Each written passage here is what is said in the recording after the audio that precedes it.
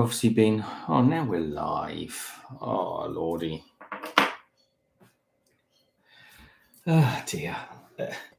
What's happened to YouTube? You've been off YouTube for a month or two, and I think it's just collapsed. It actually said unable to go live at the moment. So maybe we've been demoted. Who is in? Good evening. Good evening to you all. We're just having a little chat, a little update. I'm going to have some little snacks and talk to anybody. I know it's a bad time for everybody in the US at the moment, which is a shame. It's good here in Australia. And actually, to be honest, we're just doing a complete random, or I'm just doing a completely random live stream. And I wonder actually if it would have been better to do this morning time Australia, but is anybody in at all?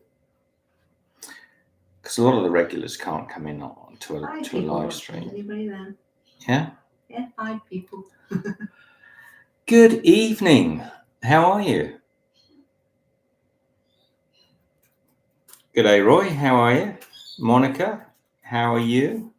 So some people are coming. We had a really hiccup. I've never been on YouTube Live where you hit the live button and it just the circle just spans saying unable to do a live stream. So this is just a little impromptu chat. I know a lot of people around the world, particularly in the US, a lot of followers in the US and friends over there won't probably be up at this time. So sorry about that.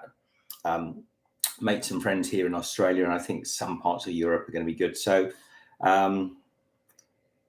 Leslie from Essex. How are you, Leslie? So I'm going to just have a chat, explain, well, I can't really explain why it is. I'm going to have a glass of red. I got this nice Merlot. It's called Feet on the Ground. It's got quite a nice label on it. Look at that. It says Wellington boots, a tree upside down. And I don't know if that's mirrored to you guys out there. It's good. And should I turn that? It's got that weird background shadow thing. Let me have a look. Video effects, portrait. Is that better? Is that a little clearer? So Feet on the Ground. And I'm not using the microphone, so let's crack this one open. Now in Australia, we only had for years, for as long as I can remember, we've only had twist off. Even if you bought really expensive wine, which this one's actually not a bad. I can't remember. It's not a cheap wine, but they're always twist off. You never get corks. So even if you bought this same wine outside of Australia, you probably have a cork in it. But in Australia, they're not allowed to use corks on even expensive bottles of wine. So sit back, chill, have a little chat. Got myself one of those stemless glasses. Let's have a look what this Merlot is like. That's looking... Oh, I'll tell you what I was going to do. Let me try it first and see. I've got one of those aerators. You know, I don't know if you've ever seen these things. They're a little glass aerator, and you can use them to mature the wines. So, because often a bottle of wine that's going to taste, this is quite a young wine. It's only 2022. And you can pour the wine through. I'll demo it. Hang around if you want to know how that works, or if you've already got one, no worries. Cheers. Happy 2023. Michelle is here. She's on the chats. If you're watching this tomorrow, we'll monitor it for a little while. We just haven't been doing videos, and I know I've got no excuses really. I just can't get in. I started to do a little series of chatting videos, and I was actually sat here with the camera over there. You'll see this computer in there. I don't know. I'm not feeling it. And then I get some sort of like cutting comments from regular subscribers that don't enjoy it, and I just feel I can't be bothered. With the color change, I keep going from I don't know. Can you see that on yours? Where it's going from sort of a warm color to a daylight color. It's probably because the sun is. No, that's definitely a Merlot. You get those sort of cabbagey tones. Ooh.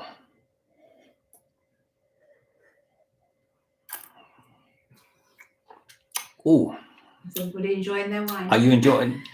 Cheers. Where's the camera? Up there somewhere. Cheers. Oh yeah, that's very young. 2022 Merlot, Feet on the Ground. Nice though. I can tell that's gonna. We'll aerate this and see if it tastes a little better. I'm not giving a glass to Michelle. She doesn't drink. She's never drunk. She doesn't drink alcohol. Everybody sort of is astounded. You don't drink alcohol. Well, did you used to drink it and you've stopped? No, she's never drunk alcohol. So, and I've tried. I've sort of encouraged her over the years. Oh, why don't you just start drinking a glass of wine with me? But she'll have a go, but she just doesn't enjoy it. So I can see the comments, Michelle, but they're a bit. So Roy Aberdeen's done a cheers to you. Cheers, Roy. I can put me testicles on and Lion see Man them. says, when will you be back in Sri Lanka? Don't know, to be honest. We have been invited back to Sri Lanka. I've also got a cacciatore salami here. Cacciatore, it's, what does it say? Better with me. Testicles on. Italian cacciatore salami hot. You guys can see that. You've already got your glasses on to see that. But I got this the other day, and actually I got it to share with one of my boys that's coming down to see us. So I can't have it all. But I am going to open it though.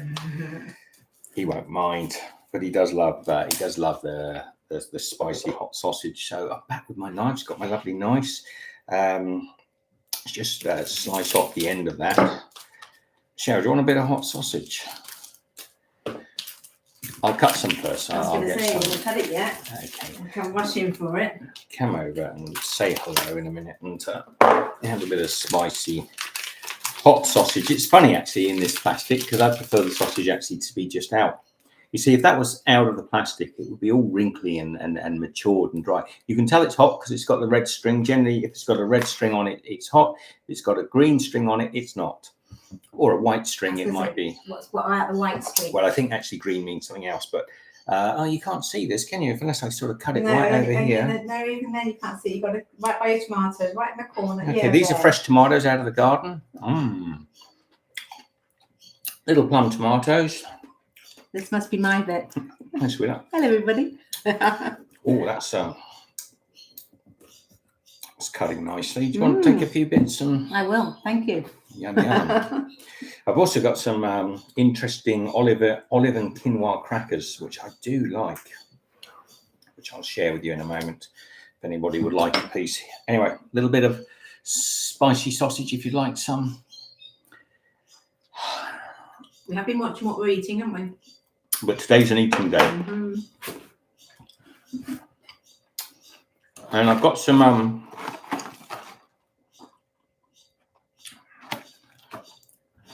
quinoa and olive crackers and a little bit of cheese as well. I can't really, if I bring the cheese board and the salami back here, it'll fall off the counter that I'm on my desk. So if you've got any questions, I know there's not many people in, but if you've got any questions, kick them off now so we can have a little, give me something to do. Otherwise, I will probably keep this short because I haven't got a lot to say other than, sorry we haven't been doing anything. Sorry we have no plans to be doing anything. Well, we do have some plans, but we're procrastinating, crazily procrastinating. So these are little black olive and quinoa crackers. I get one that's not broken there. So they're square. They've got little bits of quinoa in them that's delicious. And if you have a little bit of cheddar cheese, they're really hard. Can you hear that? It's the quinoa in them, isn't it? Oh, yum. We have been procrastinating, but we have been busy with live things. Oh, we've been busy. We've almost been too busy. And we are not a good idea to eat and talk, Stephen. So I might save that for a little bit later on, but I got my wine anyway. So we've been super busy. We are actually filming a little series. So for those grumblers out there that constantly want me to do a bit of cooking, I am actually doing a little cooking series, which I'll probably put up in the next couple of weeks if we can get a decent series together. And we have got some plans to be doing some traveling again quite soon. But right at the moment, we're just out of energy, just got, I mean, not out of physical energy, because we're actually physically doing a lot of stuff. But is that Dwayne? That's Dwayne. G'day, Dwayne. Cheers, me dear.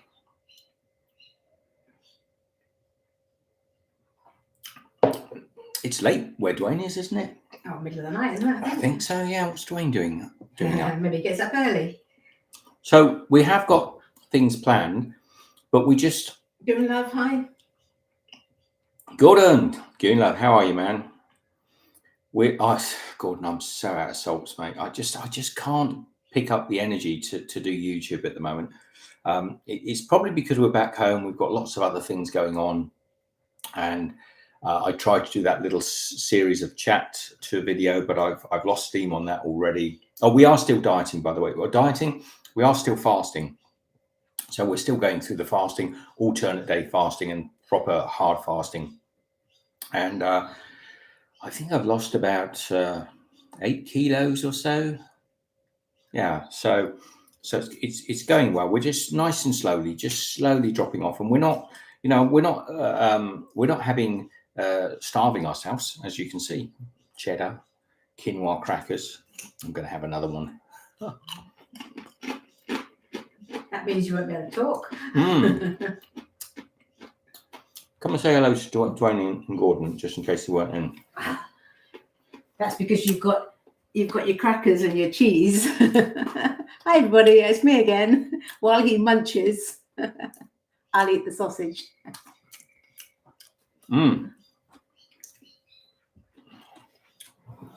So, I don't know what's going on with you guys where you are. It's winter in a lot of the world. We're in summer, as you probably know. We're just coming to the end of summer.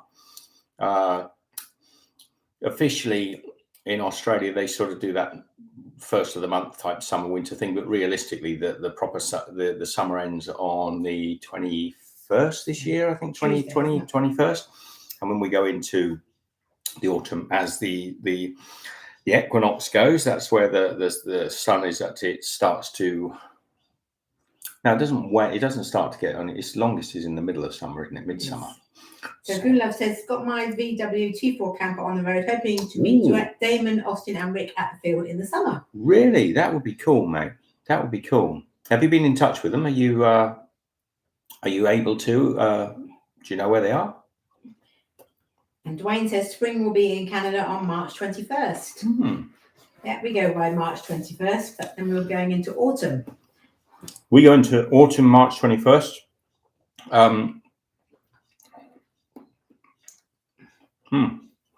That's some beautiful weather, haven't we? The weather's been gorgeous. That's not worth eating because I'm chewing it and swallowing it without having a really good flavour. The government here want to do everything by the first of the month, the corporate months, but we ignore them. So Greenlove says, I've dropped Damon a message. He says, message him when it's finished. So you're doing up a T4, or you're you can pop the comments down there. And Dell says, hi, Michelle and Steve. I follow you both to see where life sends you. Used to work with Michelle at Big W in Noosa. Oh, wow. Good day. So you know us from when we lived up in Noosa. That's cool. It's a long time ago now. It seems like a whole lifetime ago since we were up in Noosa. But a lot of people know. I've mentioned before we used to live up in Queensland, and it's hot in Gympie in Queensland. It's hot down here today. Are you warm? Has it just got something? 31. So I've been in a singlet all day, but I put a nice shirt on for you guys. But it's a bit hotter than I thought. What have we done today? We've had a few guests around. We've done a few bits and pieces. We're sorting out some bits and pieces, sorting out some stuff to get ourselves ready for traveling. Goodness, says doing up the T4 spent thousands. That's the problem, isn't it? That's the problem. Everything costs so much, buddy. Everything costs so much. But think of it this way: if it's, I don't know when the T4 first came out. I'm not sure what year they introduced the Transporter 4 version, the Volkswagen T4. But if it's an older T4, because I think they've been out for quite some time, they're on a T5 or T6 now. You're adding value to it, sort of. You know, you may be adding value to it. You might not be actually Gordon, you might be doing such a botched job that you're He taking says value mine off. is a 1998, and he says it's raining for a change in Beautiful. Northumberland. So T4 is a fantastic conversion, but you can add so much value to a vehicle by making it into a camper. We've done that before with a Renault Master in the past, and I think I bought it for a certain price, turned it into an RV, and sold it about 6 years later for more than I bought it for. So yeah, it's a good investment. So what else has been going on, Michelle? I'm just trying to think of it. Solid van. I would say value 5k. 5k. Would that, Gordon? Would that be a 1998 T4? Would that be the value of the T4 just as a van or as a converted camper? Because I've seen good conversions. If you do a really good conversion, if you can do it sort of Westphalia quality, you can actually up the cost. We met a lady from Germany actually when we were doing the Land's End to John O'Groats walk, and she bought I think it's a T5. I think that's possibly whatever the new model was. And I don't know, let's say for argument's sake, they cost 40,000, 45,000, 50,000 euros, whatever. She paid at least double that because it had been converted to a camper. But from spec, it had come from a German company who do camper van conversions, and it was done beautifully. But it was she told us the amount, and I thought you could buy a house for the money that she paid for that camper. Cheers. Good Love says as a converted camper, that's the price. Okay.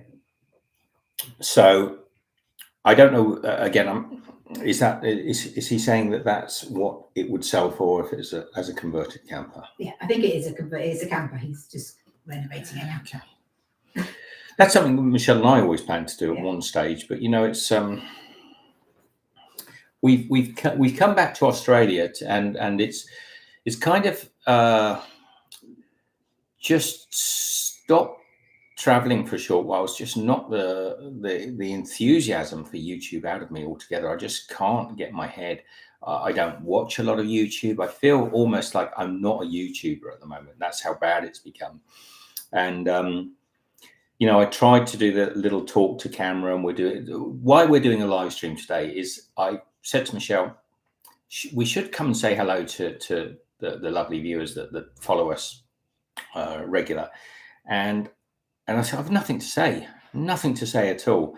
So I said, well, then just get on and hit. So we only just 10 minutes before I went live, we decided to come on, and I grabbed myself a bottle of wine, feet on the ground, no sponsor. Although if Feet on the Ground want to contact me and send me a truck full of wine, please feel free to do so. Good Love just said he saved the money by abstaining from alcohol. Oh, you said about that, Gordon. You didn't. Have you bought that on the cost of booze? Booze here in Australia. Sorry, I've got a quinoa seed. That's the only thing with those crackers. You'll be finding little quinoa seeds in your teeth for hours. Booze here in Australia. I'm not a big drinker, as you know, Gordon. But who would like to do some? I'll get Michelle to tell you some prices. Okay, you tell me if you're a drinker. And Gordon, I don't want to, Gunlove, I don't want to get you thinking too much about booze because I know you're abstaining. But let me tell you the cost of something. You put your favorite booze, say bottle of vodka or Smirnoff or something like that. Tell me the price. Look how skinny I've got. I know you were just. Was that Gordon? Was he just saying how skinny I got? Thank you, Gordon. That's kind of you. Somebody did. Might have been Dwayne. So you reckon I'm going to find the prices, do you? Well, I'm just wondering if anyone knows the price of a bottle of their spirits in the country, and we'll see if we can trump you. So this is a little bit like the game Trumps, right? Yeah. So you stack up. You can even just go onto your local booze bottle shop website. Dwayne says it wasn't me, but Una says you're looking thinner, Steve. Thank you. That's playing the game. Well done.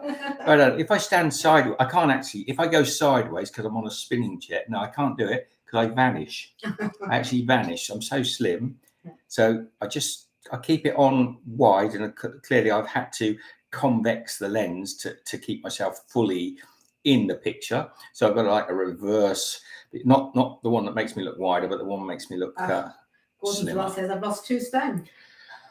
Well, pop outside. Gordon's probably under the T5. And the partner 3, his partner's lost 3. Maybe? I'll give you an example. Seeing so you're all too slow typing. What is a bottle of Smirnoff vodka in? So just go on to Murphy's and see. Don't tell me if it's not on. Nothing's ever on special. They don't put booze on special. A litre of Smirnoff. Litre of Smirnoff vodka.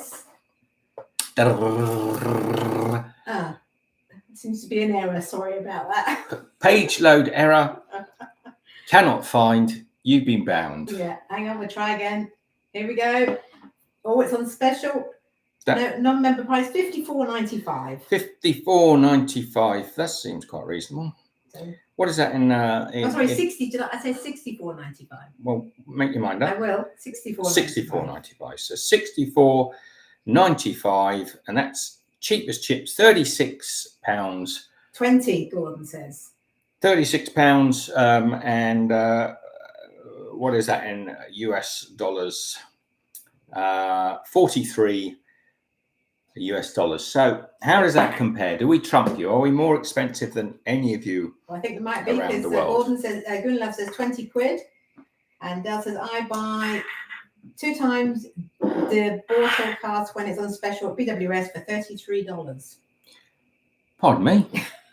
I don't know what that is. Dell, don't start muddying the waters by coming in with those sort of like quarter bottles on special on BWS. You know we pay way too much for our booze.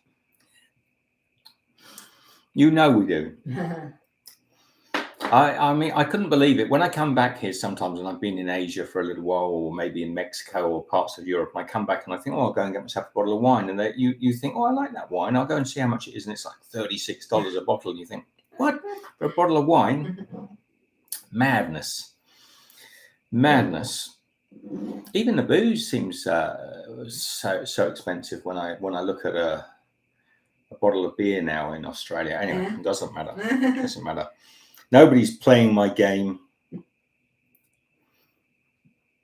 Dell lives up in Queensland anyway, so up in Queensland the booze is cheaper because they're all drunks. I said it. Cheers, Pete.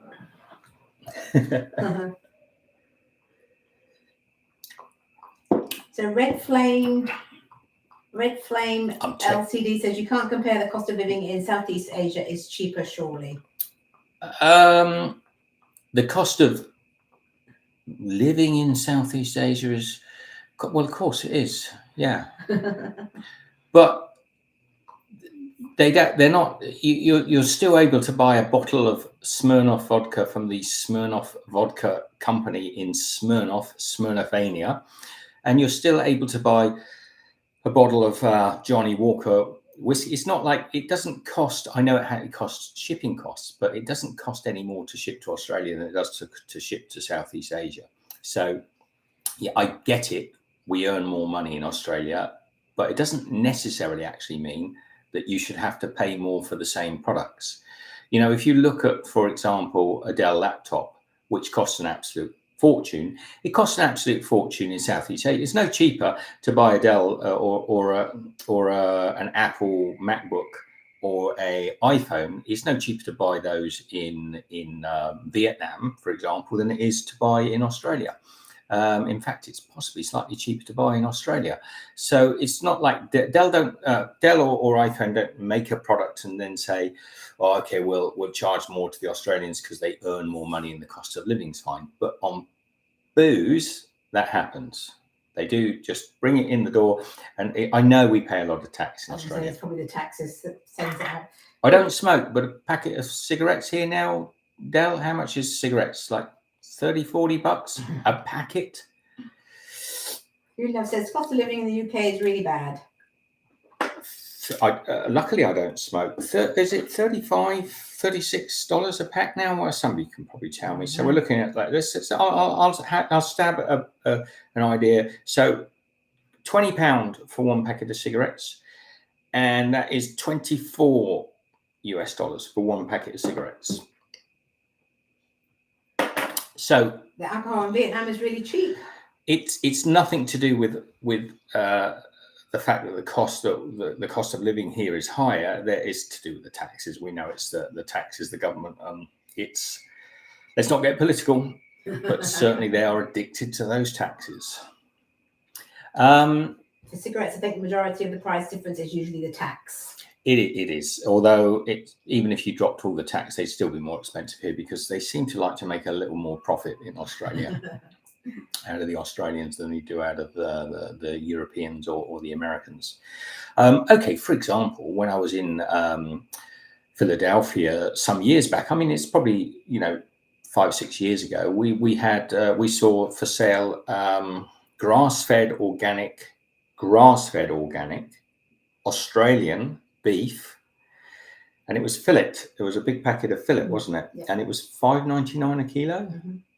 On special. It was on special, $5.99 a kilo. Now, I hope nobody else. If there are Aussies in here, you'll be spitting kangaroos at the moment to hear that. How on earth we are exporting grass-fed organic Australian beef to Philadelphia for $5.99 a kilo on special? I know it was I think it was quite reduced in price, and I'm sure that Americans will tell me now the price has gone up. But at the time that I saw that, we would probably, for organic grass-fed beef in Australia, probably paying $60, $70 a kilo. I think it was £1 actually, wasn't it? So might have been per pound, so that would have made it double. Yeah. Still cheap. It was very cheap, and it was grass-fed. It was. It's the expensive stuff, yeah. So interesting. There we go. Who is in? I'll put me specs on and have a little look. Luckily, don't smoke, never drink, so we're all good. So yes, if you've just dropped in, this is just to say apologies for not making any videos, apologies for really being a little bit off of YouTube. I know we'll come back. I know we'll come back stronger than ever, but when, I just don't know. I've got although we are filming a series, which we're quite enjoying. We actually found a cool little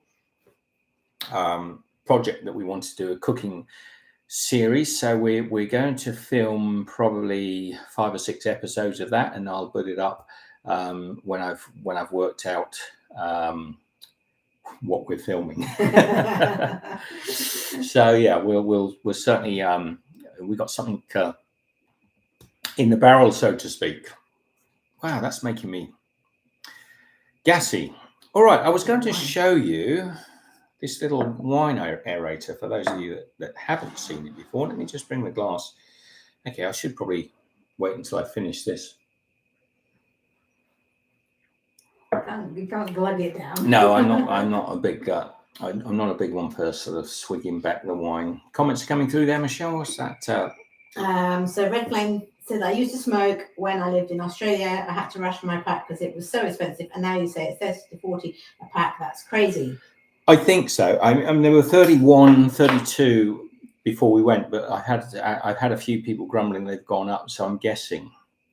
I don't know if Dale's in, whether he can, if he knows the cost of cigarettes up in Queensland. It's probably cheaper up in Queensland because poor neighbours. I can only say that because I think of myself a little bit as a Queenslander because I love the place. Goodness, I bought myself a DJI drone. Best thing I bought. Had to pass an online test for operator's license. Yeah, it's not difficult though, is it? I did that. Yeah, Michelle did the online test one afternoon. Yeah, it's not a hard test to pass, but it is okay. Gordon, this is a little bit. Maybe you and I are cut from the same cloth in this respect. I don't want all this controlling of our lives. I mean, we flew drones for many years before they started telling us. And I know there's always going to be somebody who's watched morning TV and heard about some granny that was hit with a drone.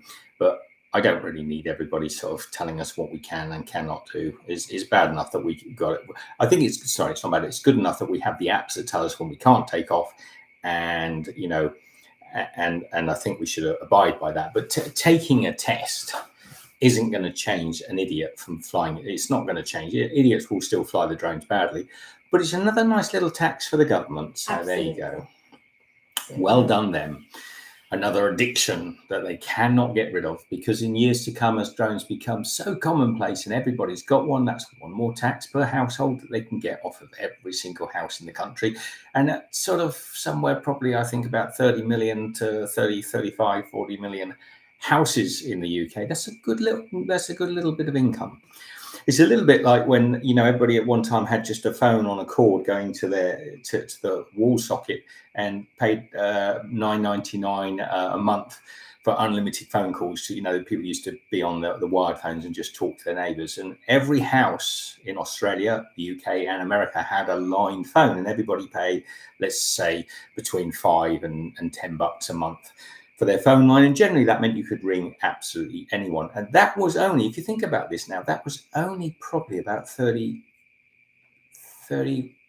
years or so ago that everybody had that line and paid for it. Now, for the telecom companies, they suddenly saw, well, hang on, we can not only get like $50 a month off of individuals for a mobile phone, we can get $50 a month for every household, every person in that house. So the telecom companies have gone from getting, a measly sort of $9 a month for people to sort of chat over the lines, to getting close to sort of $40 to $50 per person per house across. I know how many houses there are in Australia or in the UK. I know how many people there are, but I'm not sure what that would equate to in properties. And I'm sure somebody will come on and tell me that.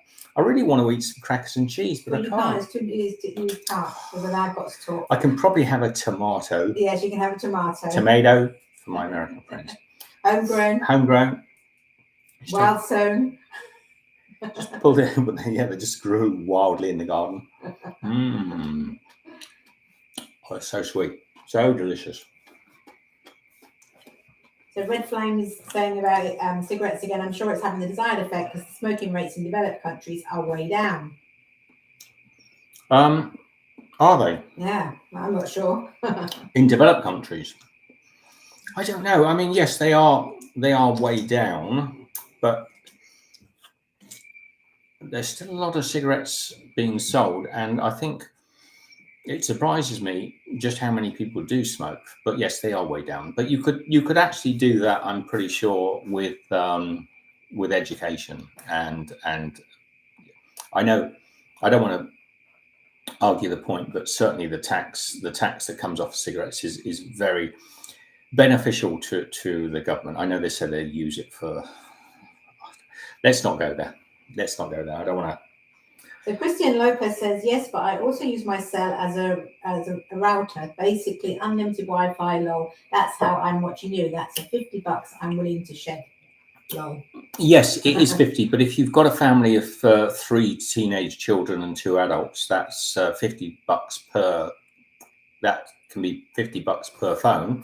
It can be $30, can be $50, can be less, but in Australia it can be a lot more. I mean, I'm being lenient. In Australia, a lot of the phone packages that people go on to can be $60, $70, $80, $90. 50 is right at the low end. So if you've got a family of maybe 2 or 3 children, 2 adults, I'm just saying the telecom industry have suddenly got $200 to $250 coming in. And on top of that, they're still charging for the landline and all the other. We do get a lot more for it, but they are getting from $9.99 max 30 years ago to 200, 300, sometimes even more. Yeah, Christian says you're right. Even 10-year-olds have phones now. They do. I mean, I can think of so many families I know where the kids are all younger, not necessarily under 10s, but certainly by the time they're 13, 14, they seem to all have phones and plans and packages. And so the telecom companies are minted. I mean, if you want to dispute whether telecom companies are minted, you want to say, no, they're not really making as much money as you think, Steve. Just go back 30 years ago and go and see go to your local Telstra store or go to your local British Telecom or your AT&T store 30, 35 years ago, right? You had to go and find where that store was. Go to your high street now and see all the Orange and Telstra and Cellcom and AT&T in one shopping centre. And this is prime.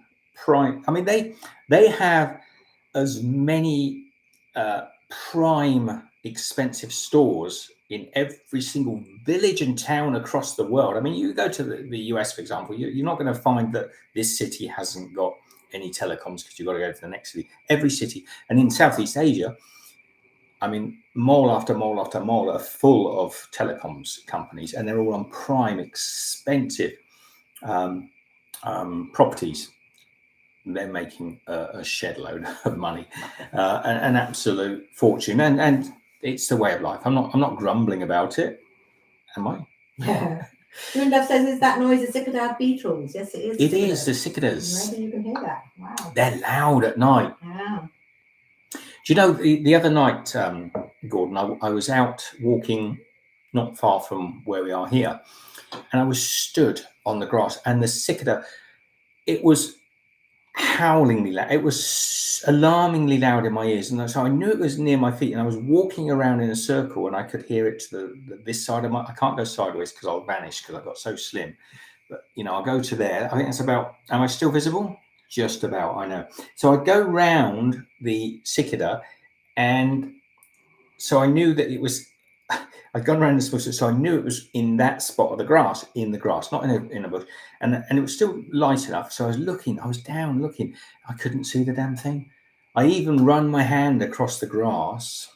Had my glasses as well, so I run my hand, and as I went over near where it was, it stopped, and I thought, that's where it is. And I looked, I still couldn't see it. And I took photographs of that bit of grass. I put it on my camera, and when I got back, I zoomed in. I still couldn't see it. I don't know where those little things are. They may be under the soil. Sort of like little, what are they, Hobbiton houses. And they're all inside, just sort of sat around having an evening meal together and sort of talking away. Just having a chat around the dining room table. Maybe that's what's... Red Flame says, on the topic of tomatoes, I find the ones in the supermarket totally tasteless. They've bred the flavour out of them in favour of visual appeal. They have, and I can prove that to be the case. Who said that? Red Flame LCD. Red Flame LCD. Many years ago. It's a story I'm always telling my kids. They'll say, "Oh, not that story." I used to work... not that story. Yeah, that story. I used to work for a company, and I had a contract to go and look at I can't remember the name. It was in a town in the United Kingdom called Milford-on-Sea, and there was a big greenhouse laboratory there, and I had a contract to do some work for them. Anyway, I walked into this greenhouse with this guy, and it was probably about, I'd say, a mile long. It was probably not a mile long. It was probably about sort of 400 yards, but it was a long greenhouse. And on the counters of the greenhouse, there were tomatoes. So there was one here, and then about sort of a foot or so long was another tomato. And this tomato was beautiful and red, and this one was just fungus. It was just mold and broken down. And it went all the way down as I walked through with this guy, and he was just talking. He was talking to me. Oh, these are the different grade types of tomatoes, and we let when we see a tomato variation that rots really quickly, we don't rebreed that one. But if we see one that doesn't rot, we'll take the seeds and we'll cross-pollinate with another tomato, and eventually we end up with longer and longer shelf life. So. And I said, oh, that's good. So he said, so this is the latest one. He showed me this one that was like firm, like bing, bing, bing, really hard. He said, this one is really popular in the supermarkets. And he gave me the name. It's probably called like Wellington Boot Soup or something. And he said, but it's got no flavor. He said, because what we've effectively done is we've bred the sugar out of these tomatoes, because what makes a tomato go bad is the sugars inside. And so he said, we've bred the sugars out, but they last for months on the shelves in the soup. They can take them into their stores, into their depots, and they can have them and put them out, and they'll last for months. And this is back in the sort of late 80s, early 90s, maybe. And so they've been doing this for decades. Yes, indeed. because one or two people said to me, "Oh, as you get older, you can't taste the tomatoes like you used to be able to because your taste buds don't get." It's not true. I'm sorry. You there is an element of degradation or a weakening of taste perhaps, but no, tomatoes have definitely been bred to be, and they've done. Oh, they had that in tomatoes. He said if you go into that greenhouse there, he said we're doing cucumbers, and then the next one along we got aubergines, we got everything. So this whole place, it was like several sports fields of huge greenhouses, and I forget the name. It's somewhere near I think it's a town called Milford-on-Sea or New Milton. Probably not there now. I bet it is. I bet it is. They're developing. I bet they've got tomatoes now, and they're just sort of keeping them on the shelves and say, well, this one's been there 4 years, and this one has this one. So we're just going to cross. This one's like 4 years, this one, and we can crossbreed this one with this one that's been here 32 years, and we'll have a tomato that lasts for sort of 645 years. Because have you noticed how milk never goes off? And you notice when you have a bottle of milk and it says, used by the 23rd of March, you put it on there, you think, oh, that's been, that's now sort of April the 15th. That'd be nothing, no smell. No, it's perfectly good. And you put it in your tea or in your coffee and it's perfectly good. And it lasts a day, wouldn't it? So that is to do with ultra pasteurization and also the varieties of cows they use. They're not a lot of fat in those cows. So Red Flame says, I've been told by people that many fruits and vegetables tasted much better for the same reason decades ago. Now in modern life, we're obsessed with looks and shelf life. We're not obsessed. No, we are not obsessed. We are not obsessed. Even the youngsters are not obsessed by looks and lifestyles. The supermarkets are obsessed by profits and putting out products that don't spoil on the shelf. So I can show you another example. This cheese, this is just a normal cheddar cheese from one of our 2 supermarkets we have in Australia, but barely any, we really have so few. But, I've noticed also since coming back to Australia, we do have a few smaller independent supermarkets, but generally we've got Coles or Woolworths and that's it. And I noticed they're all getting quite political, so they'll put signs up in their shop where they can put anything up there.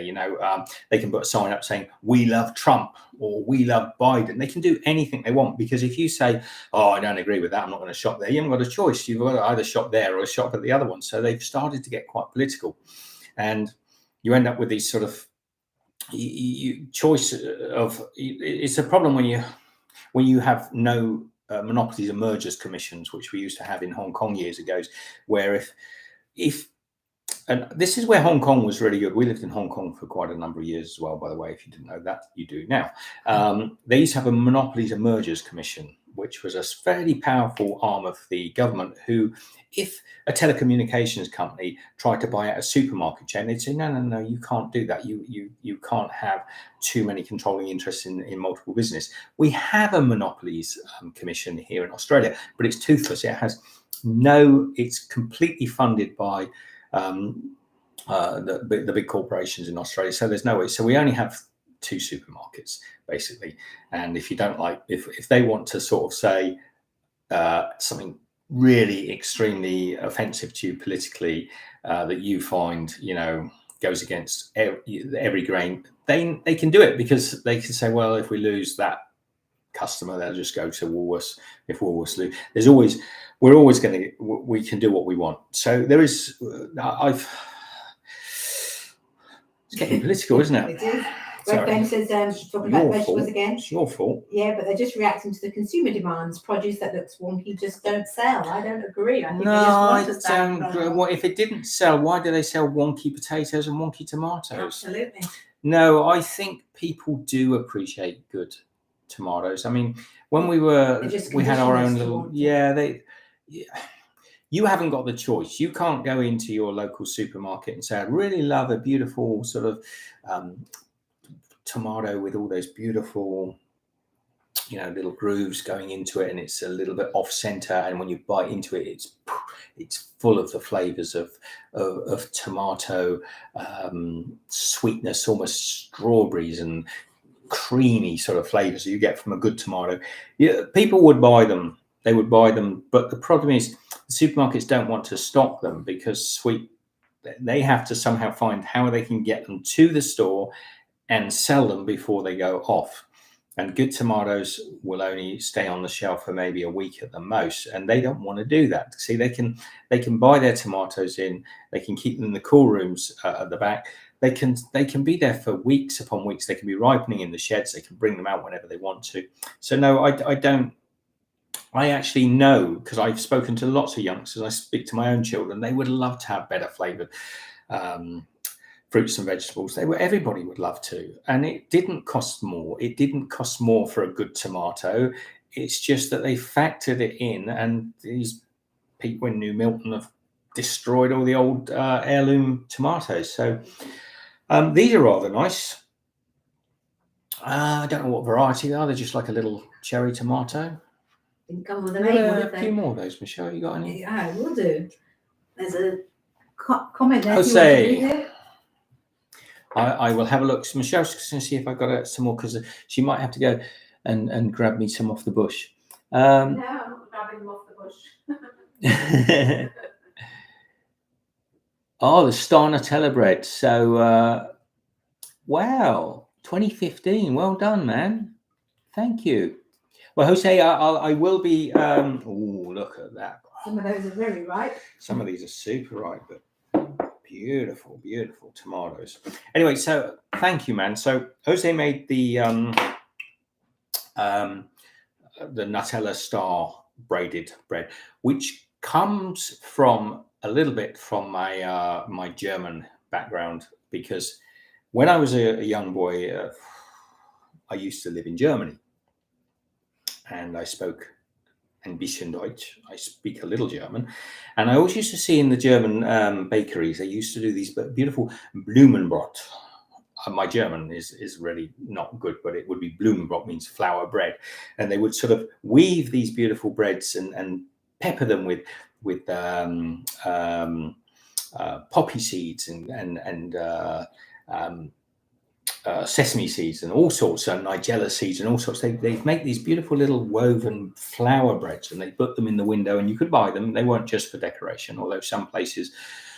If you've ever been to a really good, I know you probably want to say how slim I was looking. Was that Gordon? Yeah, I do. No, Thank you very much. Springs in the air, his daffs are out. He's gone out. Oh, the daffs are coming. Anybody who does not know what we're on about, Gordon, the daffs are out. Beautiful, man. If anyone doesn't, you've got to Google the daffs are out, DAFS, and you'll know what we're talking about. Most of you probably do. So where was I? Talking about the bread in Germany. So they used to have these beautiful breads. So when I was researching some time ago, interesting breads, because we make quite a lot of bread, and actually we just filmed a new bread episode, but with a twist. Mm-hmm. It'll be coming out soon, maybe within the next week. I promise you a food recipe within the next week. So I would remember these beautiful breads. So I was looking at German breads, and I started seeing the Blumenbrot, and I created a variation of it, and then I made the Nutella Blumenbrot, which became. I was the first person on YouTube to video that bread. Subsequently, like thousands of people, because it was quite popular. Loads of people did it, but yeah, I was quite proud of that one. I didn't entirely invent it, because Blumenbrots have been around for as long as I can ever remember. Cheers.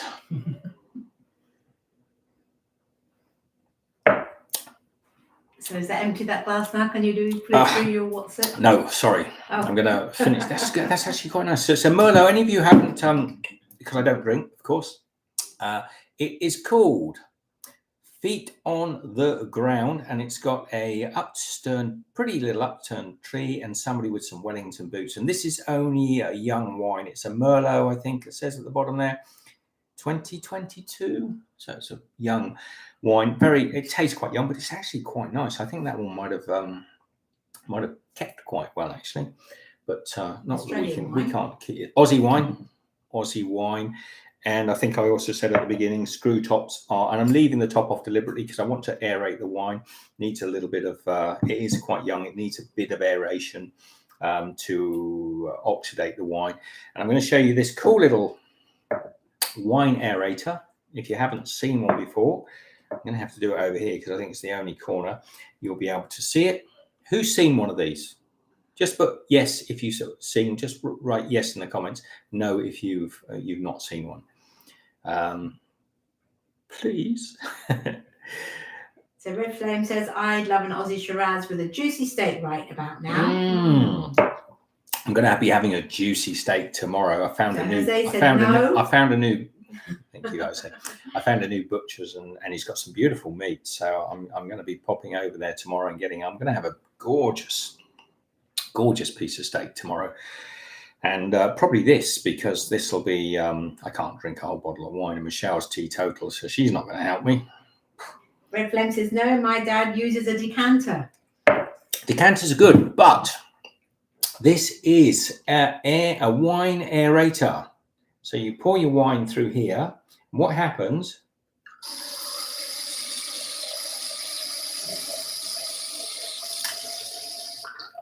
Can you hear that? Did the sound come through? So what happens, how it works, a little stand over here. It's got a little, if you can see maybe that little wine colored dash that's running through there now, it's got a couple of little holes either side. And as the water goes down, it causes, as the wine goes down, it causes this vortex which sucks air in from the outside and oxygenates the wine. And the idea is it's meant to give you a similar thing to decanting the wine, but in an instant. Now, does it work? I'll tell you in a second. So nobody has seen them before? Nobody. Well, they didn't answer you if they did. Nobody's answering. There's 10 people in at the moment. We're on low on numbers. Come on. If the 10 of you in, get 10 other people to come in so I can talk some nonsense to you all. Even the cicadas have gone to bed. And it does work. It actually, that is a little smoother. A little smoother. As I said, that sounded amazing. You could really hear how it worked. You could. And Mike Roberts said, I've never seen that device. Well, they're cool little devices. Any Blackadder fans? Any Blackadder fans in tonight? They're cool little devices. Red Flame says, is it frowned upon in fancy restaurants? Because I've never seen them used. Well, if you took that into a fancy restaurant and said, excuse me, waiter, do you mind if I pour my wine to that? I'm sure they'd let you, but you can get the same thing by aerating the wine into a decanter, which is basically adding a lot of oxygen, and it will help the wine improve. The very best thing to do is to drink that wine tomorrow when it's had time for the wine to oxidize a little bit. Some of the sulfates will have come out and reduce the sulfites or sulfates in the by interacting with the oxygen. So no, I think you could use them in a restaurant, but I don't think fancy restaurants would. Any Blackadder fans? Because any Blackadder fans? Nobody's answering you. Because this comes in its own little package. This. So, if you don't get that reference, I can't help you. I cannot help you. Cheers. So Red Flame says, but didn't you say it was a young wine? Do they still need to be oxygenated? They do, because a young wine has already been preserved when it's bottled. So they've already added a number of preservatives into this so it won't age. And one of the most common preservatives they're going to use is sulfites or sulfates. I think actually they may add sulfates, and which is KNO3, and I think it changes to KNO2 or KNO1. So it goes from a sulfate to a sulfite. And is that getting boring? Anyway, sulfite. So you will end up by a young wine definitely has quite a lot of preservative taste to it. The longer it's opened for, the better it will taste, even a young wine. But you won't necessarily improve the flavor of the wine because it's a young wine. This wine actually is quite delicious for a young wine. It's only 2022, so it's a year and a half. But an older wine still has its preservatives in, unless you're you're getting a local source, and then maybe you might be lucky enough to be somewhere in Italy or France where you can get a wine that's being served to you that hasn't got preservatives in it and then tastes absolutely delicious. So yeah. Is that Maura? Maura Star says hi. G'day, Maura. How are you? So yes, it is a young wine, still needs aerating, still needs aging, still needs a little bit of oxygen. If anything, open your bottle of wine, have a glass. If you know you're going to have it tomorrow, leave the lid off for a little while, make sure no flies, maybe a little bit of muslin over the top, and then you can pop that away because there's a little bit more oxygen now in the bottle, and it'll allow those the sulphurous flavors to come off, and you'll end up with a smoother wine. So Maura says, are you back in Melbourne? We are back in Melbourne. We're back home. We've been home for what feels like quite a long time. It's only been about 3 months, but we've been home for what feels like, it's not even 3 months. I think it's only two. It feels like a long time. And we are planning to do some traveling, but it's just, right now, if I were to travel right now, I probably wouldn't make YouTube videos because I'm so bored of making videos at the moment. I'm telling you, this is why I made this video today, just to come on and say hi. We haven't forgotten you. We love you all. We love everybody that follows us. I know we have followers in the US who mainly will be asleep at the moment, but anyone in Australia or Europe or Southeast Asia or anywhere else around the world, we do love you guys. We do love to interact with you, but we've just I've lost my mojo for YouTube at the moment, and it'll come back. It's happened before. I've had 2 or 3, 4, 5 months before where I haven't been able to do anything. It'll come back, but I need to get some inspiration. And actually, the fact that I'm here today is possibly helping with a little catalyst. I get occasionally. You don't realize, because if I do a video now, you'll comment on it, but we get comments all the time coming through from a lot of our older videos. So, I've got thousands of videos on YouTube and I'm always getting comments. So we still have that constant interaction with people on a regular basis who are watching stuff that's been up for a long time. But having said that, it is important that we keep creating fresh content. And I did try to do a little sort of chat. I was going to get a little more political and do chat to Windows. And then one of my regular subscribers came on and made some sort of negative comment. And I thought, it doesn't bother me. I'm pretty thick-skinned. Say what you like. Be as rude as you want here. Go for it. You won't get banned. You won't upset me. But it did make me think, what's the point? What's the point? It's like, who are you doing it for? And because really we do it for ourselves and the wonderful people we meet. And I've been blessed over the years because we really do have, don't we, Michelle? We have some of the most. Maura says, welcome back to windy and warm Melbourne. We missed you guys. Yeah. Well, thank you. And Jose says it's 4 a.m. here in the US, Texas. What are you doing up, Jose? And Red Flame says, is vlogging really tedious or is it the editing? Both, to be frank. I've met. When you're in the mood, neither are tedious. Yeah, when you're in the swing, they're both quite kind of fun. And we've met so many YouTubers. I've been blessed to go to a lot of functions, and I know a lot of YouTubers, young YouTubers, more mature YouTubers, and I can say it takes quite a toll on all of them. You'll notice that because you'll say, that favorite YouTuber of mine that was getting like 1 million subscribers and now he's doing nothing. That happens because people just, their lives move on.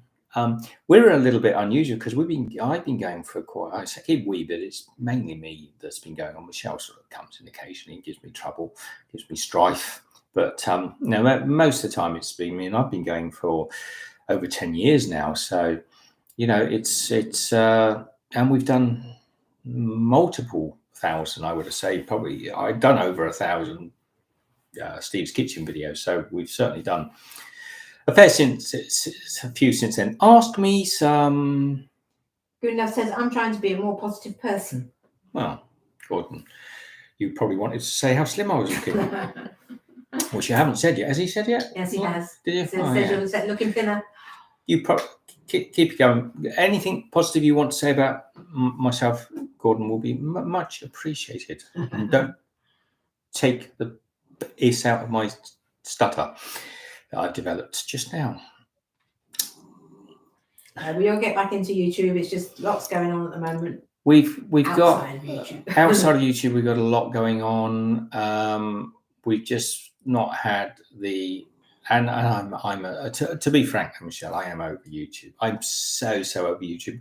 Look, there's so many old friends that have continued to do the Steve's Kitchen type process, and any of you thinking to do it, go for it. But the problem is, and I've said this before, 5-6 years ago, if you went onto YouTube and you Googled floods in Queensland, you'd get mates of ours up in Queensland in a canoe, Wellington boots, going up and down the street, climbing on the roof of their house, doing a report. But now if you type in floods in Queensland, you'll go page after page after page. You'll have to go on before you find, but it'll be ABC, BBC, Fox News, CNN. It just page after page after page of corporate news programs, and not those wonderful sort of like Joe Blow sort of on the roof of his house, showing the floods and talking about things. And even if you go and say, I want to make an apple pie, you're not going to get sort of Steve making an apple pie or sort of, Laura in the kitchen, or all these wonderful people that we used to have on YouTube. You're going to get Gordon Ramsay and Jamie or bloody everywhere, Oliver. You're going to get all of the big corporates coming through first. And that's what YouTube want. They just want to basically, the new YouTube want just to have the corporates on there. They want to have all the big corporations on there, and they're not really anything about YouTube anymore. So it is hard. And I can, that doesn't bother me. I don't care, because I'm not sort of overly concerned about the views so much as the platform itself was something that I don't watch TV, never watched TV, haven't watched the national news since I was probably in my 20s. So about 5-6 years ago. I basically ignored mainstream TV most of my adult life. And when YouTube came along, I thought, this is brilliant. This is, who remembers The Boring Dispatcher? Who remembers Steve's Kitchen? Who remembers some of the early YouTubers, the Wine Cone, the people that were on here in the very early days? And Maura says, please be positive. We love you. I'm trying to be. Who remembers all these people? That's what YouTube was. It was you being on the tube. Now, when you watch the recent change of the one idiot director to the next idiot director, go on, ban YouTube. I really don't care. But they're talking about, wow, the policy, what we're doing. If you've seen his speech, it's laughable, and he's on one of the largest sellout YouTube channels. God dear me. Anyway, he's on. I didn't say that, did I? I did. But he's talking, and they're saying, well, what have we got planned for YouTube for the future?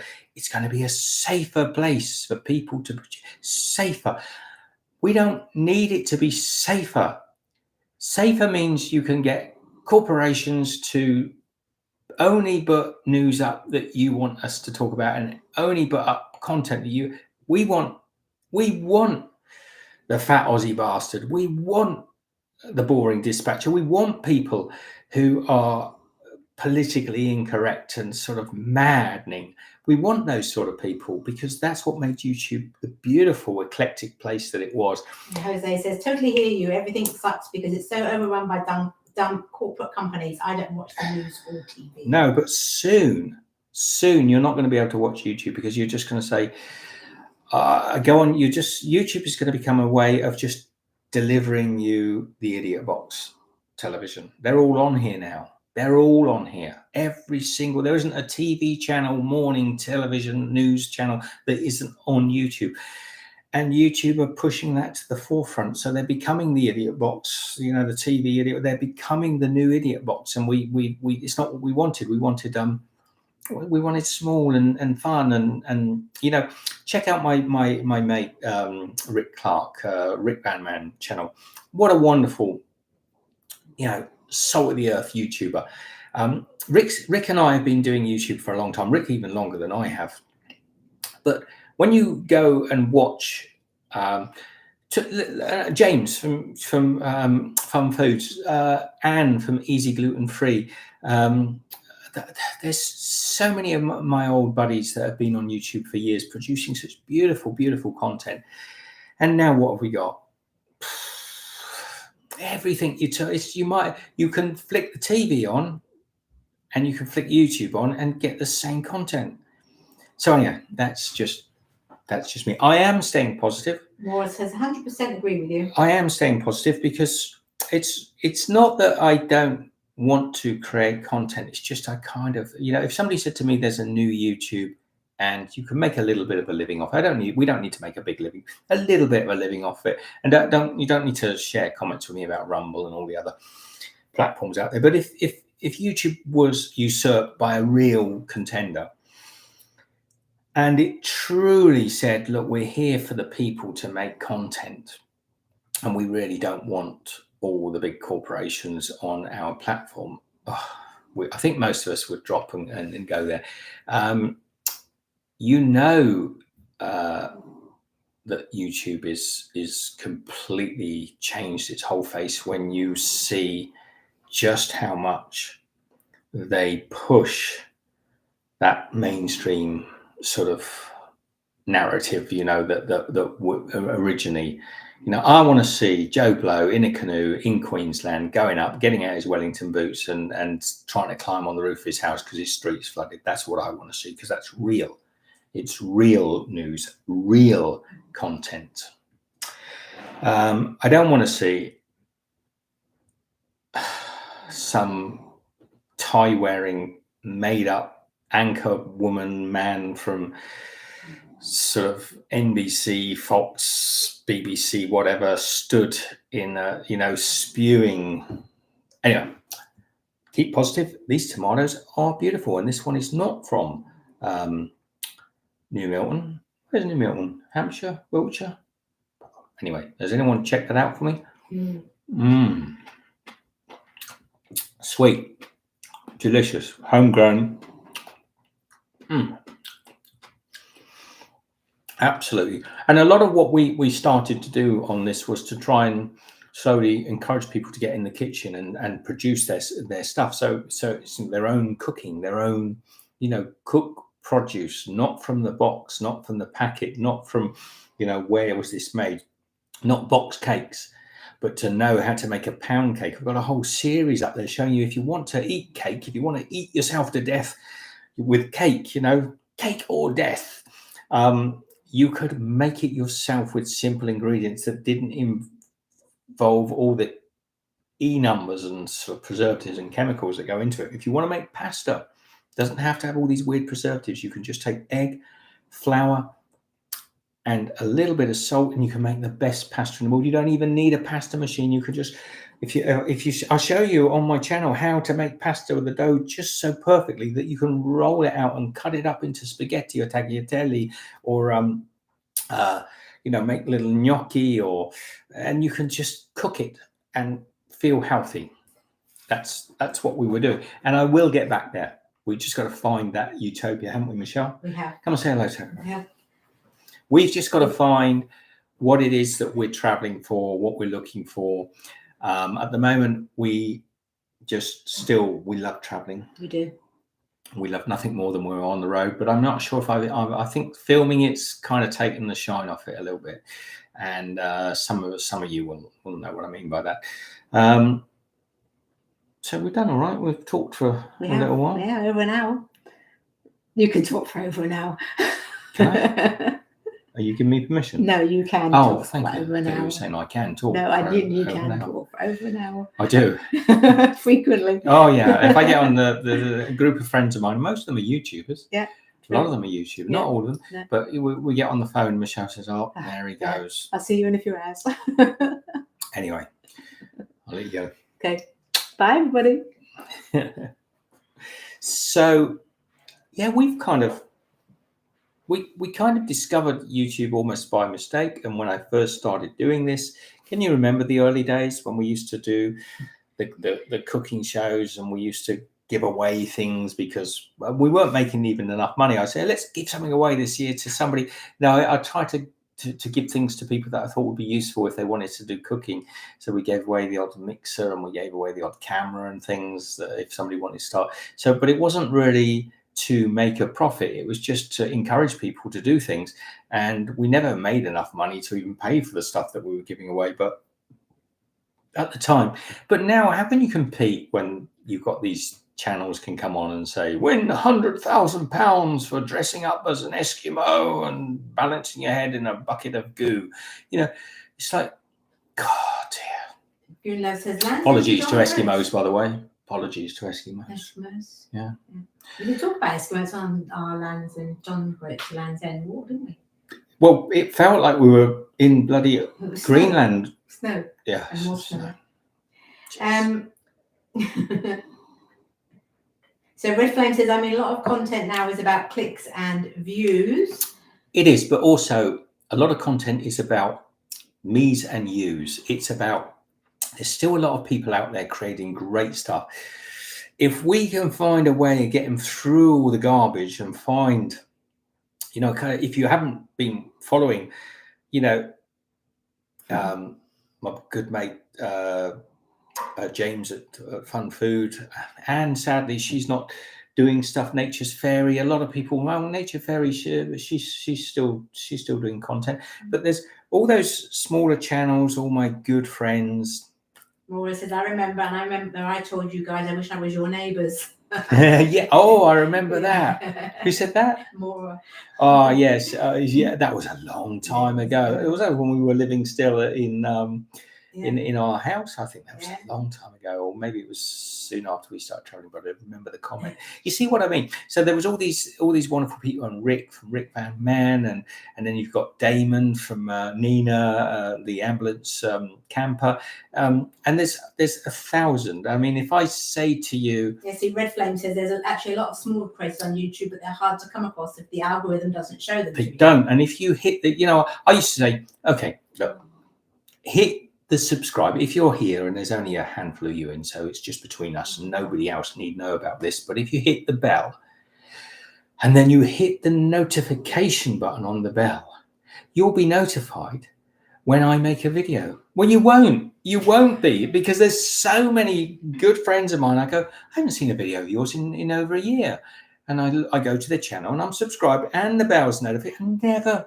get a notification, never get a single notification that they put a video up.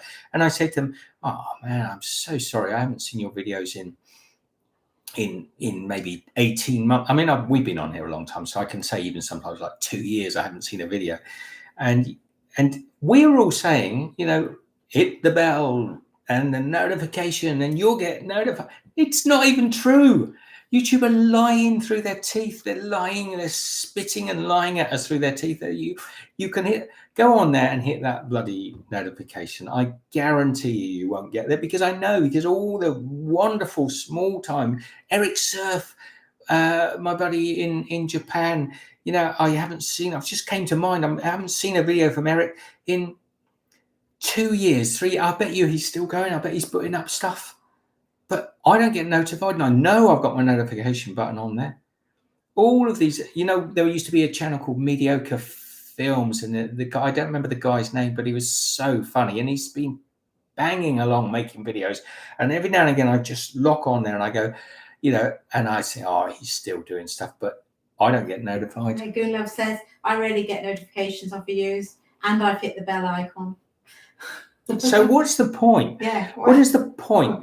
I guarantee you, if you watch one BBC News or Sky News Australia or one CNN video, you will get pop, pop, pop, pop, pop, pop, notified, pop, pop, pop, pop, notified on every one of them, pop, pop, pop, pop, forever. And it's detritus. Go and have a look. Go onto the BBC now and look at their channel, and they're putting a video up every 30 seconds, and it's all complete and utter drivel, and yet you'll get notified every single. It's drivel. If you go back 50 videos, and that they'll put 50 up a day, 50 videos, you won't find one video that's got any merit in it at all. And if you want that trash, just turn your TV on, you know. But I'm telling you now, if there is a problem in Melbourne right now, if we were hit by lightning and I ran out and I took the camera and I said, guys, I've been hit, the house and it's on fire, blah, blah, blah. And you went in Steve's kitchen, hit by lightning in Melbourne. All you get is BBC, NBC, Channel 4, 9 News, blah, blah, blah, blah, blah, blah. And you'd have to go down 8 pages before you found me filming the house on fire. You would. It just doesn't happen anymore. And Red Flame said, yeah, I don't get any rely on notifications. I just see everything on my feed. Problem is, I've never come across a channel before. I can't subscribe, and that's all down to what the algorithm shows me. So, do we all go over to Rumble? I don't know. Rumble's awful. I mean, it's a beautiful platform and it's got all the potential, but it doesn't work. There's nowhere. If you want to create content they say, come on to Rumble, mate. You can't make content because it's a nightmare. It's so badly designed. You can't even work out what your channel is. Never mind you create content. It's a little bit like old school YouTube used to be, where you've got to be Bob Smith and Bob Makes Potatoes. So first of all, you got to make a channel called Bob Smith, and you got to make a channel called Bob Makes Potatoes. But try and upload a video under Bob's Make Potatoes, it keeps coming up in Bob Smith, and you look at his. Don't get me started on Rumble. Rumble could be a really alternative platform in about 30 years if they bother listening to people and make it work. But what we basically would need is YouTube 2.0, exactly as it is, but without all the garbage. Cancel me, please cancel me. Do you know what the other thing is? I often think, and I've said this to you many times, Michelle, if there was a button I could press that would unsubscribe 300,000 of my subscribers, you couldn't keep my finger off it. I would hear so quickly, because we have relatively a huge channel at sort of 350,000 subscribers, but knowing that nobody gets notified, and also knowing that a lot of those people came from the old Steve's Kitchen content, and people say, oh, well, we'll just start a new channel. You can't start a new channel, because if you start a new channel, you get 3 views and you'll be just doing as much work. So I wish there was a way of just taking you guys, the 500 or 600 or 700 that watch stuff on a regular basis, moving you all onto a new channel and starting afresh. I would love to do that.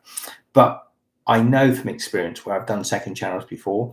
You say, oh, I'm going to call this one Steve Juggles Cakes, and I'll make a Steve, and I sit there and juggle 9 cakes, and I set 3 of them on fire, and I'm juggling them up in the air, and 3 are on fire, and 4, dip another one in the flame, 5 on fire, and I'm going with cakes like that. And I can't even juggle cakes. It took me 9 months to learn how to juggle cakes, and I'm throwing them up in the air and they're on fire, and I put the video up, 3 views. It's just, it cost me $700 worth of cakes and $500 worth of fire juggling lessons, and you put it up, 9 views. So it just doesn't work. And a friend of ours who's got a YouTube channel, they're kind of having a little bit of an upturn at the moment, because they're early in the stage, they're doing quite well. He said to me, I think I might start some new channels. I said, well, go for it. I might do this channel. I might do Steve Drinks Wine, and Steve Juggles Knives, and another channel called Steve Eat Tomato. It's going to be brilliant. I said, go for it. You'll get no one on there. YouTubers know this. Red Flame says, you need to go nuts. Maybe you'd go viral, Lol. I am nuts. Yeah, it's already nuts. I am nuts. Otherwise, I wouldn't be doing YouTube, would I?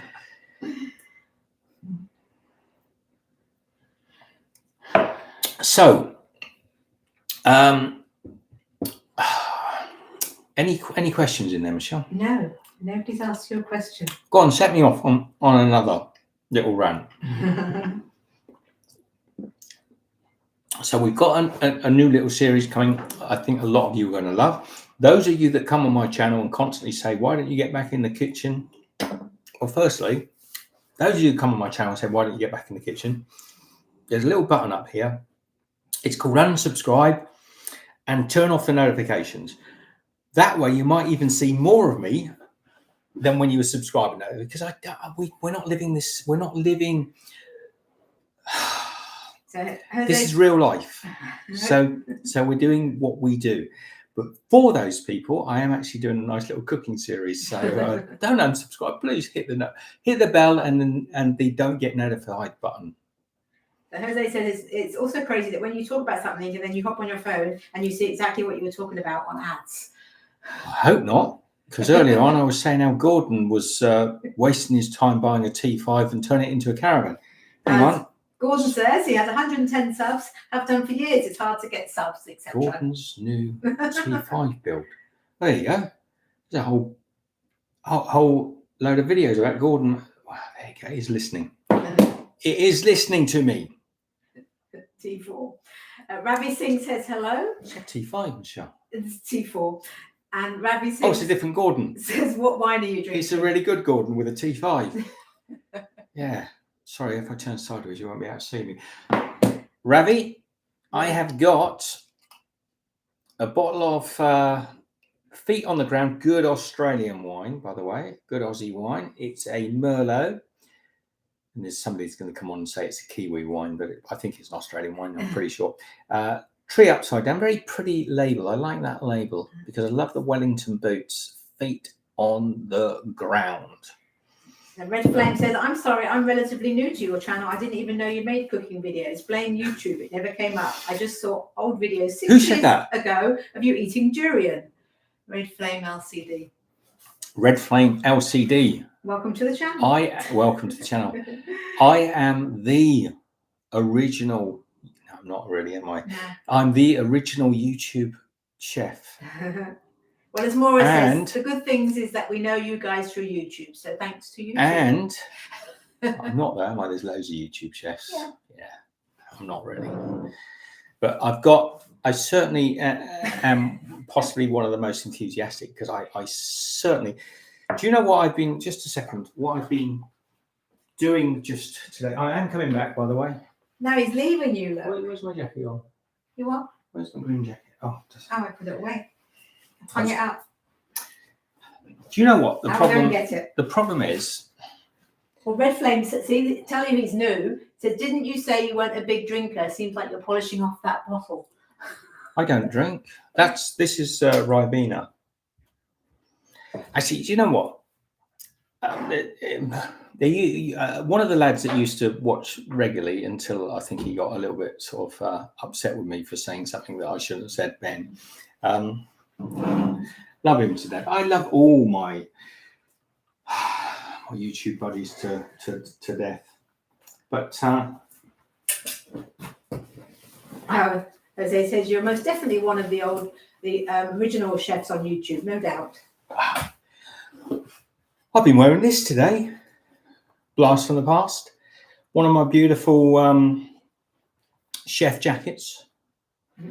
So this is going to be featuring a little bit of upcoming Steve's Kitchen. So Laura said you're really mad at YouTube tonight. I am not mad at YouTube because YouTube as a concept is a beautiful thing. I'm not overly happy with the idiots that run it. Hey, look. Red Flame says he's going to go check out your old videos later. What with ChatGPT and all the AI sort of there's a new, I think Bing's got something new come out, and ChatGPT 4 just came out, and what's the other software that I've been, the graphic software? Whether all this happening, YouTube can hear everything I say. So let them translate this.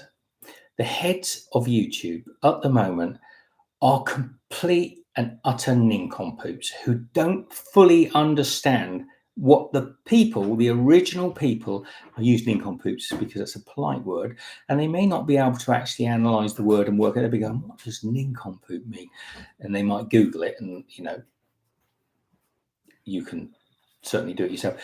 You're complete idiots. You don't know what the people of the world are looking for. We are not looking for an alternative to TV. We're not. We are here because we hate TV, right? So stop massaging and cajoling them onto the platform and allowing them to take over our new form of entertainment, which we invented. Jose says, preach, chef, preach. And Maura says, definitely agree. And Red Flame says, I've got it. You remind me of Rick Stein. Are you related? Yeah, Rick and I, well, Rick's my cousin from Devon. Cornwall. Down that way? Down that way. West Country. He's Cornish, isn't he? Yes. Yeah. Yes. We've been down that way, haven't we? Rick, when I go down to see Rick. Rick. But Rick and I fell out because, you know, when his little dog died, I sent him a recipe for dog and he wasn't amused. No. That was not the best thing to do, was it, Michelle? No. What was his little dog called? I can't remember. Chalky. Chalky. Yeah. Chalky. And Chalky died. I was on it like a car bonnet. I sent him a little recipe because I don't, you never want meat to go to waste. He wasn't amused. Ravi says, with your wine, you're more like Keith Floyd. Oh, that's nice. Actually, I wouldn't mind being like Keith Floyd, completely nutcase. That would be all right. Actually, maybe I should get half hammered. I don't drink, you see, so I've only had. Usually that bottle will last you quite a long time. This would last me a week. And that's a big glass. And it's a big glass. Because I'm a big boy. And he can't eat because he makes too much noise and his mouth is full. I've got all these crackers of meat here, but Michelle won't let me eat because if I eat one of these quinoa and olive. Hang on. Just a minute. We'll be back. A little commercial break.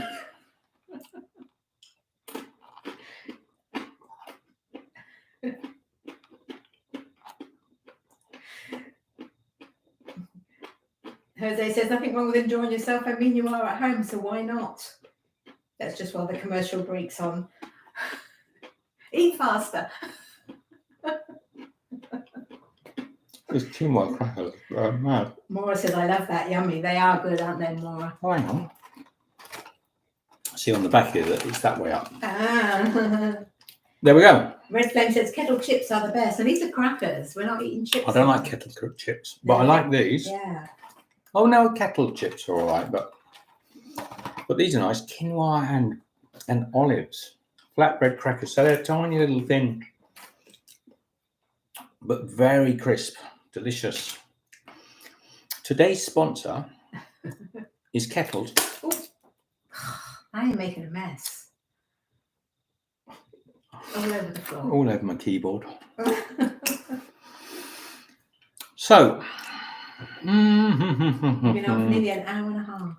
Really? Like I thought we were going to do 5 minutes. I know. Didn't have much to talk about. No, I didn't have much to talk about. But I've talked about much, so I probably should get off. We have nothing to do on YouTube at the moment. We are absolutely bored with it. I can't get myself. Your love says, can you face forward, Steve? I can't see you. Sorry, you enough. You watch. I'm not going to do it, but if I just go a little bit past there, Goonlove, I vanish. I did it earlier. I'm not going to do it on camera because it can be quite disconcerting for viewers. They'll start thinking, oh, no, it's David Blaine. He's sort of he's going to probably make that glass vanish any minute now. No. See. Red Flame says, by the way, can you give an insight? Do you get approached to do plugs or adverts, sponsored videos? I once was approached by a bath company to do plugs. Not sinks. No. Yeah, we do, but we have done. We've been approached recently quite a lot, and I keep saying to Michelle, I can't be bothered to make a video about a product where they send you a mixer, and I get to keep the mixer for free, even if it's So they send you a mixer or a kitchen appliance. Or a bicycle or something like that. They send you a product, and then I feel this obligation to make this video saying how wonderful this product is, and maybe I don't think it's that wonderful. And I see so many YouTubers doing this, and it's really hard because you can, in this cycle of actually being like a performing seal, you can do this performance for say this company wrote to me and said, I'm going to send you a crate of wine, but you've got to hold it up in the video and talk about it. Now, oh, they did, didn't they? Oh, sorry, product placement. This was sent to me by Feet on the Ground, a local little winery just a couple of blocks from here. No, but say they did. We then would feel an obligation to say how wonderful the product was. Do tell everybody that you're joking. Oh yeah, they're not a sponsor. They're not a sponsor. So yes, I've done in the past. I did. I love Breville, by the way. So I think it's a great company, and I've done quite a lot with Breville in the past. They've supplied me with mixers and coffee machines and all sorts of things, and we've done sort of presentations with their products. But because I do love Breville, and if I was back in the kitchen, there would be some. And I also had Kenwood send me some stuff where I literally filmed the whole thing and said, "This is crap. I'm not going to put this up." So we've had times when people have sent me stuff, and I just don't think it's worth pushing. So yes, the answer is yes. But unless Kenwood came to me now and said, "Steve, we're going to pay you a salary every month for the next 12 months, for the next 5 years," I'm not going to start plugging products so I can have an extra bottle of wine. It's just not worth it to me. Nothing worse than watching a video and halfway through they stop to say this is a yeah. There's a lot of what I think are really quite promising cooking channels. Friends of mine that I know, and they've started sort of going. What they do is they just come in. They'll say, the sponsor of this video is Squarespace. Squarespace are the bestest square space to get squares in. And squares are super duper. If you haven't got one, you really should get a square now and use the code Steve's Kitchen squareface.com and you'll get 1 free square free. And you're watching and you go, what the bloody hell was that about? What was I wanted to know whether or not that pie you were cooking came out the oven and looked as good as you said it was going to look. And suddenly you've just tried to flog me a square. And I know that they're getting paid such a pittance for doing it. They might be getting like a couple of $100 maybe, and maybe a free website or something. And so that's a red face Flame says, do they need the sponsorship to supplement their income? No, they don't. No, they don't. Because that's what they all claim. No, they don't. They get such pittance. They get a lot of. I know guys who have got YouTube channels who earn very good money off of decent products. Maybe I might get Wusthof knives. My favorite. I've been using Wusthofs most of my life. I love these knives. They're German made.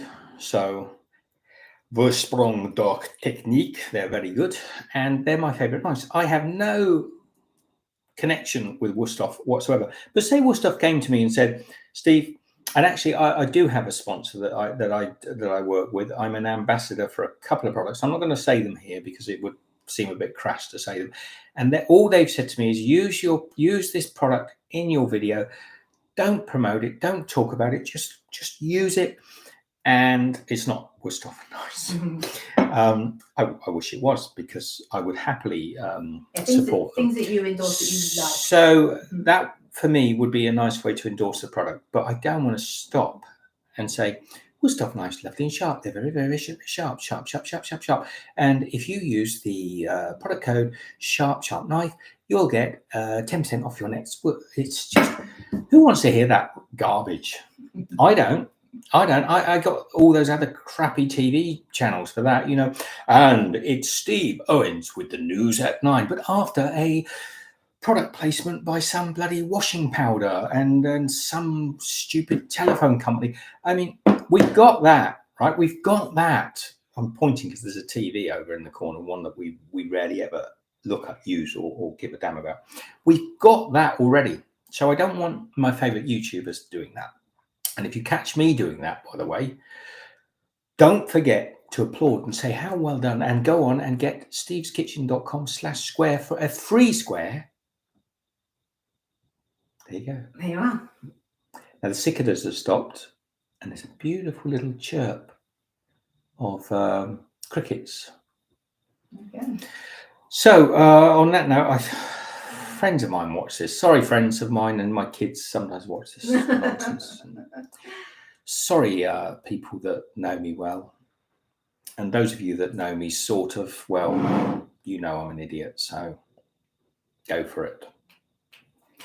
It's been nice to catch up, Gordon. I'm going to get off. Love to you all. Maybe we'll do another little chat in maybe 3 or 4 months. You've got a new series coming soon. Got a new series coming. Little cooking. I dedicate this series to you. So enjoy it. In the meantime, from Michelle and I, come and say goodbye, Michelle. Come and say goodnight. It's getting late. You're making me work, aren't you? Oh, you don't. I'm not going to keep those legs looking as good as they look without getting up and down now and again. And if I turn sideways, it look as if your arm is just levitating. If I turn sideways, it look as if you're. I'm not going to because it look as if you're just sat there going like this. Okay. Yeah. Love to you all. Be good. And Michelle and I will see you soon. We won't see you actually because all I can see is a bloody computer in front of me. Do you know how to turn it off? Yeah, I do. You do. All right then. Take care. Bye.